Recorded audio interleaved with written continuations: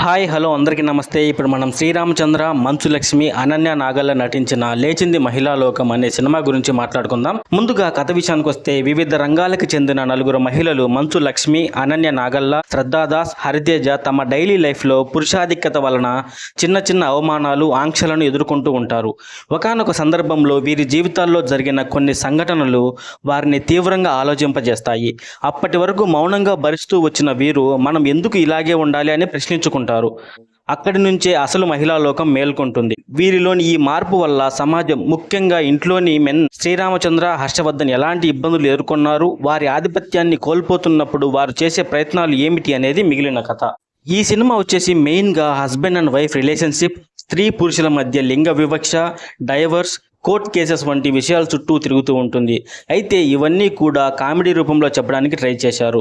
సమాజంలో కొన్ని సనాతన ఆచారాలను, మహిళల పట్ల ఉన్న వివక్షను ప్రశ్నిస్తూ సాగుతుంది ఈ సినిమా. భార్యలు తమ హక్కుల కోసం నిలబడటం, పురుషుల ఆలోచన విధానం మారాల్సిన అవసరం వంటి విషయాల్ని చాలా సెటైరిక్ స్టైల్లో చూపించారు ఈ సినిమాలో. ఈ సినిమాలో డైలాగ్స్ చాలా ఎక్కువగా ఉన్నాయి. సెకండ్ హాఫ్లో వచ్చే లాజిక్లెస్ సీన్స్ విసుగు తెప్పిస్తాయి మనకి. ఇది కేవలం పురుషులపై చేసే యుద్ధం కాదని, స్త్రీ పురుషులు ఇద్దరూ సమాన గౌరవంతో కలిసి జీవించడమే అసలైన లోకం అనే పాయింట్తో సినిమా ఎండ్ అవుతుంది. ఈ సినిమాలో ప్లస్ పాయింట్స్ వచ్చేసి comedy and message. Run time of the film కేవలం 110 నిమిషాలు మాత్రమే ఉండటం.